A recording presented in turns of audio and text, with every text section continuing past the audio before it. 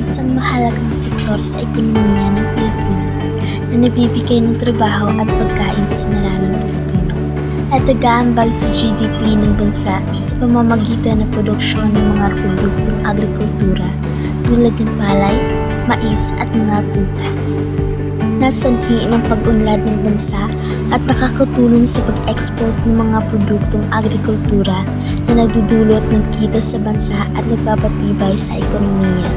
Ang pangingisda ay nagbibigay ng mga produktong isda at iba pang yamang dagat para sa lokal na konsumo at export na nagpapatibay sa seguridad sa pagkain at naglilikha ng kita sa mga mangingisda at mga negosyante sa sektor ng pangingisda. Ngunit naging madumi ang karagatan dahil sa kapabayaan ng mga tao. Namamatay ang mga isda dahil sa polusyon at pagpapaputok ng mga dinimita ng mga mangingisda.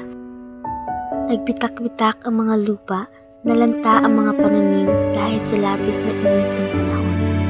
Hindi rin nakapagtanim ang iba dahil sa kakulangan ng binhi at mga kagamitan. Dahil dito, tumaas ang presyo ng mga bilihin. Maraming mga tao ang naghihirap at nagugutom dahil sa kahirapan.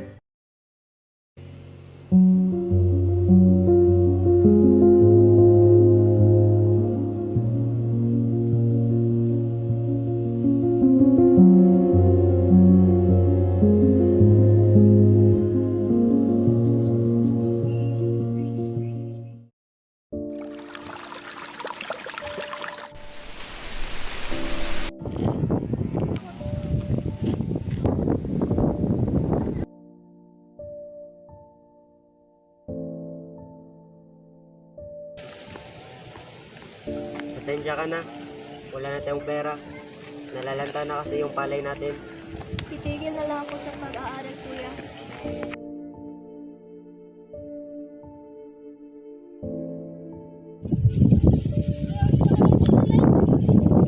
Anong gagawin ko? Nalalanta na yung palay natin. Okay ka lang, kuya? Okay na ako, kapatid.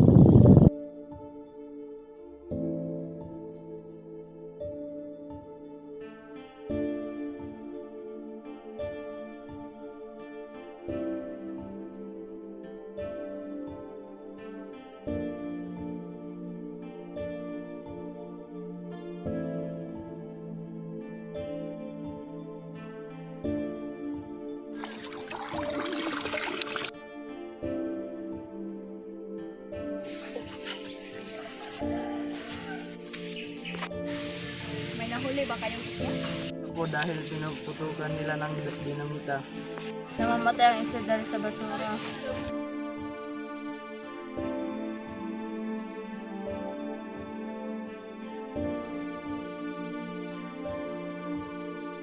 Yan ang mga suliranin na dinanas ng mga magsasaka at mangingisda.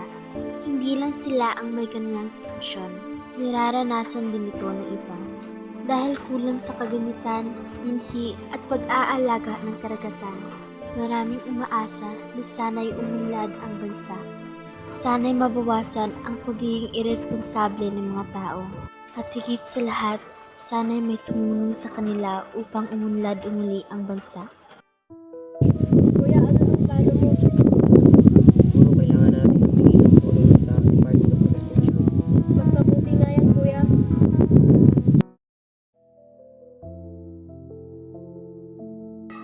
Good morning, ma'am. Good morning, sir. Magandang araw. Anong kailangan nila? Kailangan na namin ng tulong kasi nalalanta na kasi yung palay namin. At tumigil ako sa pag-aaral dahil tapos na kami sa pera. Sige, walang problema. Tutulungan namin kayo para makabangon kayo sa inyong buhay.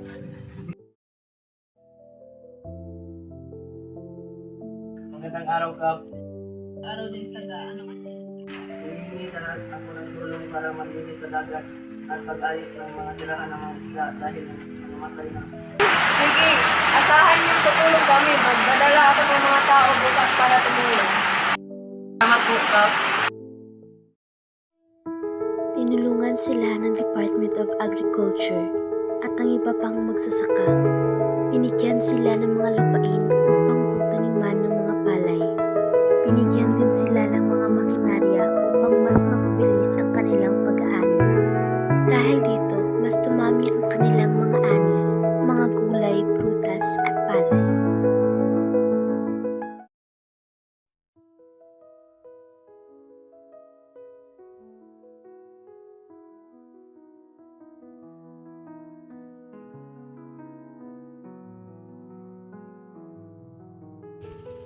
Magandang araw po. Magandang araw po.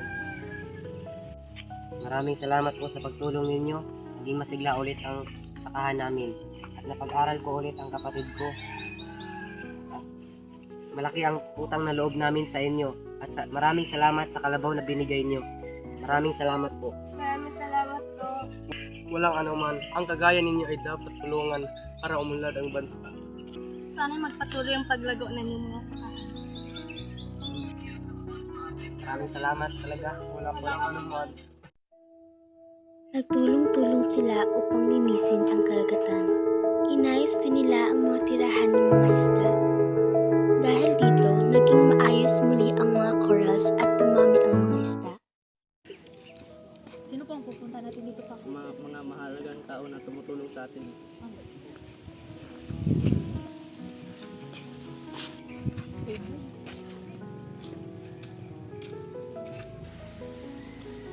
Magandang araw, Kap. Magandang araw din. Magandang araw. Magandang araw din sa iyo. Salamat sa pagtulong ninyo sa paglinis ng dagat at sa pag-ayos ng mga tirahan ng mga isda. Maraming salamat po sa tulong ninyo, Kap.